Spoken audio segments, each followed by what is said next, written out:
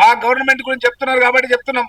మా గవర్నమెంట్ వచ్చిన తర్వాత దగ్గర దగ్గర మేము ఈ ఒక్క సంవత్సరంలోనే 72,000 కోట్ల రూపాయలు వివిధ పథకాలకు, రైతాంగానికి సంబంధించినటువంటి పథకాలన్నిటి కూడా కలిపి రైతు పక్షపాత అయినటువంటి కాంగ్రెస్ ప్రభుత్వం 72,000 కోట్ల రూపాయలు మేము ఇప్పటి వరకు ఖర్చు పెట్టడం జరిగింది. అదేవిధంగా దాంట్లో 23,000 కోట్ల రూపాయలు కేవలం రుణమాఫీ పథకానికే మాఫీ చేయడం జరిగింది.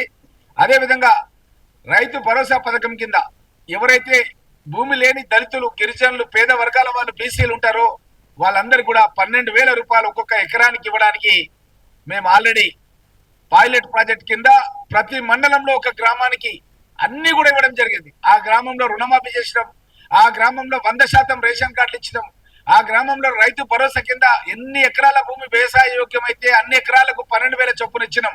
ఒకవేళ రైతు పంట వేయకపోయినా వచ్చే సంవత్సరం పంట వేయొచ్చు, ఈసారి కాలం బాగలేకపోవచ్చు. కాబట్టి అట్లాంటి వాళ్ళకు కూడా వ్యవసాయ యోగ్యమైన భూములకు వేసినాం. మీలాగా గుట్టలకు, రైస్ మిల్లులకు, మైనింగ్ పరిశ్రమలకు వాటికి మాత్రం మేము వేయలేదన్న విషయాన్ని 20,000 కోట్లు ప్రజాధనాన్ని మీరు దుర్వినియోగం చేసిర్రు. మేము మాత్రం అట్లా చేయకుండా వ్యవసాయ యోగ్యమైన ప్రతి ఎకరాకు కూడా వేసినాం. అన్లిమిటెడ్ గా ఎన్ని ఎకరాలున్నా సరే రైతే అనే ఉద్దేశంతో వేసినాం. భూమి లేని నిరుపేదలకు కూడా 12,000 రూపాయల చొప్పున ఇప్పుడు 6,000 రూపాయలు, ఇంకొక 6,000 రూపాయలు ఇంకా 6 నెలల తర్వాత ఇవ్వడం జరుగుతుంది. ఈ విధంగా మేము చేస్తూ ఇప్పుడు ఈ యొక్క కార్యక్రమంలో భాగంగా 10,000 కోట్ల రూపాయలు మేము రైతు భరోసా మరియు ఇందిరమ్మ ఆత్మీయ రైతు భరోసా పథకాల కింద రైతు కూలీల ఖాతాలకు నేరుగా జమ అయ్యే విధంగా ఈ డబ్బును ట్రాన్స్ఫర్ చేస్తున్నాం మిగతా గ్రామాలకు తొందరలోనే. బహుశా నేను అనుకుంటే ఒక 10 రోజుల 15 రోజుల ట్రాన్స్ఫర్ అయిపోతుంది. ఆ అధికారులు అకౌంట్స్ అన్ని కూడా ఫ్రీజ్ చేసి పెట్టినారు. కేవలం కరెక్ట్ దానికి సంబంధించిన ఆదేశాలు రాగానే ఈ 10-15 రోజులలో ఈ అమౌంట్ అనేది ట్రాన్స్ఫర్ అయిపోతుంది. మొత్తం 45,000 కోట్ల రూపాయలకి, అంటే ప్రతి నియోజకవర్గానికి 3,500 ఇండ్లను ఇవ్వడం జరుగుతుంది. ఆల్రెడీ బడ్జెట్ సమావేశాలు కేంద్రంలో స్టార్ట్ అయినాయి, రాష్ట్రంలో కూడా ఎనీ టైం మనకు రేపు శాసనసభ సమావేశాలు ఉన్నాయి. రేపు బీసీ కులగణన పైన, ఎస్సీ వర్గీకరణ పైన చర్చ జరుగుతుంది. ఇంకా కొన్ని రోజుల తర్వాత ఫుల్ సెషన్ జరగబోతుంది. ఆ ఫుల్ సెషన్ లోపల మళ్ళా కొత్త బడ్జెట్ రాగానే ఇంకొక 3,500 ఇండ్లు వస్తున్నాయి మాకు. అంటే ప్రతి ఎమ్మెల్యే నియోజకవర్గానికి 7,000 ఇండ్లు వస్తున్నాయి. అంటే 3,500 ఇంటూ 5 సంవత్సరాల కింద పెట్టుకున్నా సరే 17,500 ఇండ్లు ఇందిరమ్మ ఇండ్లు. ఎస్సీ ఎస్టీలు అయితే 6 లక్షలు, బీసీలు అయితే 5 లక్షలు ప్రతి పేదవాడికి ఇల్లు ఇవ్వాలని, దాంట్లో కూడా పార్టీలకు అతీతంగా పేదవాళ్ళందరూ కూడా ఇవ్వాలని గౌరవ ముఖ్యమంత్రి రేవంత్ రెడ్డి గారు నిర్ణయించారు. ఆ పార్టీ ఈ పార్టీ అని లేదు, పేద వర్గాల గురించి కూడా మేము సమగ్ర సర్వే చేసినాం, అప్లికేషన్స్ తీసుకున్నాం. దాన్ని 360 డిగ్రీస్ సాఫ్ట్వేర్ కింద కన్వర్షన్ చేసి సమాజంలో అట్టడుగు వర్గాల వాళ్ళు ఎవరున్నారు, ముఖ్యంగా వితంతువులు, భర్త చనిపోయి దిక్కుతోచని పరిస్థితి లోపల మహిళలు ఉంటారు. తల్లిగారింటికి పోవాలంటే ఏమైనా అవమానం అవుతుందేమో అని, అదే విధంగా మెట్టినింటి దగ్గర ఉంటే కూడా బంధువులు ఏమైనా అంటారు కానీ అభద్రతా భావం ఉంటే మహిళల గురించి మొట్టమొదటి మేము ప్రాధాన్యత ఇస్తున్నాం. ఇండ్లు మొట్టమొదటి వాళ్ళకి ఇస్తాం. ఆ తర్వాత గుడిసెలో ఉండేవాళ్ళు, రేకుల ఇంట్లో ఉండేవాళ్ళు, బండల ఇళ్లలో ఉండేవాళ్ళు, అదే విధంగా ఎవరైతే పెంకుటిళ్లలో ఉంటారో వాళ్ళందరూ కూడా ఇల్లు కట్టిస్తాం. ఈ విధంగా మేము దశల వారీగా రాష్ట్ర వ్యాప్తంగా ప్రతి నియోజకవర్గానికి కూడా ప్రతి సంవత్సరం 3,500 ఇండ్లు ఇవ్వాలని చెప్పి నిర్ణయం చేసినాం.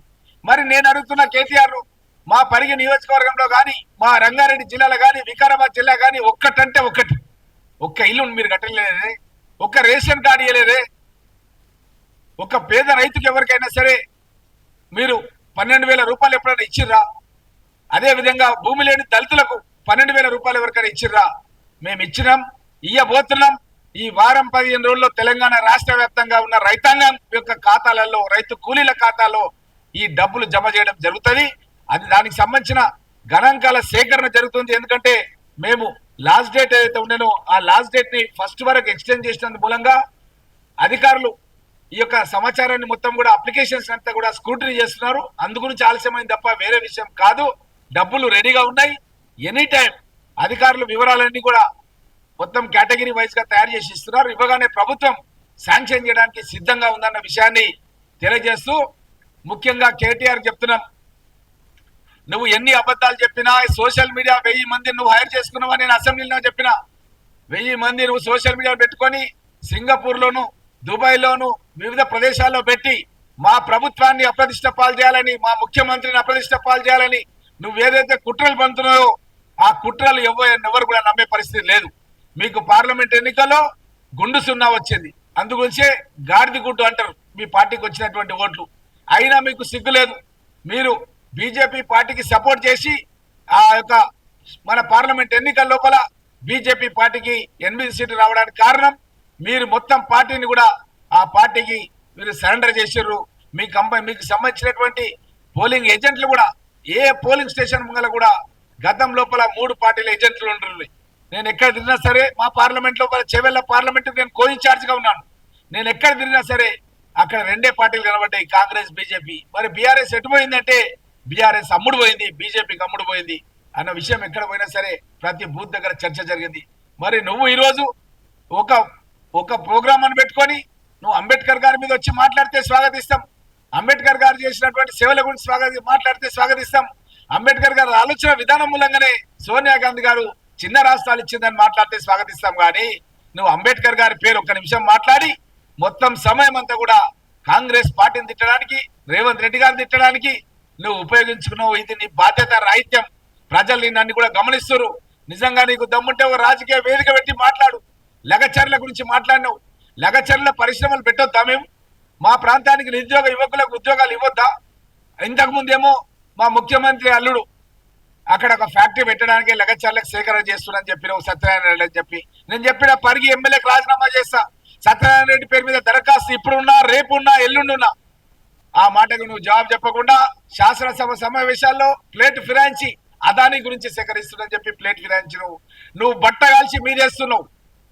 ఒక కాన్స్పిరసీ థియరీ లోపల ఏంటంటే ఒక బురద తీసి ఇట్లా ముఖం మీద వేస్తే అది తుడుచుకోవాలి. ఆ తుడుచుకునే టైం లోపల ప్రచార మాధ్యమాల్లో వెళ్ళిపోతుంటది మెసేజ్, ఒకరి నుంచి ఒకరికి వాట్సాప్ వెళ్ళిపోతుంటది. ఆ విధంగా నువ్వు చేస్తున్నావు. కానీ నిజం నిర్భయంగా ఉంటది. ప్రజలందరూ కూడా గమనించే మీకు అపోజిషన్ పార్టీలో కూర్చోబెట్టారు. ఇప్పటికంటే సరే వాస్తవాలను గ్రహించి వాస్తవిక డాటాను నువ్వు ఆర్టీఐ కింద తీసుకో. అప్పుడు నేను నమ్ముతారు తప్ప నువ్వు అబద్ధాలు చెప్తే ఎవరు నమ్మరు. ఇప్పుడైనా సరే ఓపెన్ గా మా గాంధీ భవన్ నుంచి ఛాలెంజ్ చేస్తున్నా. గోపి అని డైరెక్టర్ అగ్రికల్చర్ ఉన్నాడు, నువ్వు ఆయన దగ్గర పోయి దరఖాస్తు పెట్టుకో. ఈ రోజు నీ కేవలం 2-3 రోజులు ఇస్తాడు.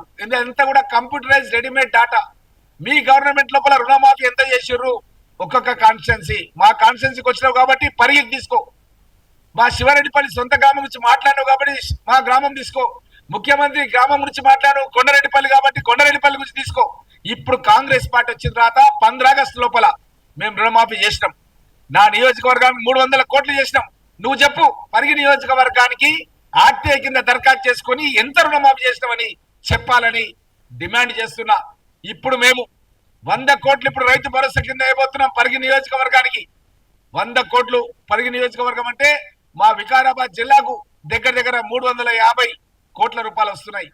Subscribe us and press the bell icon for more interesting updates.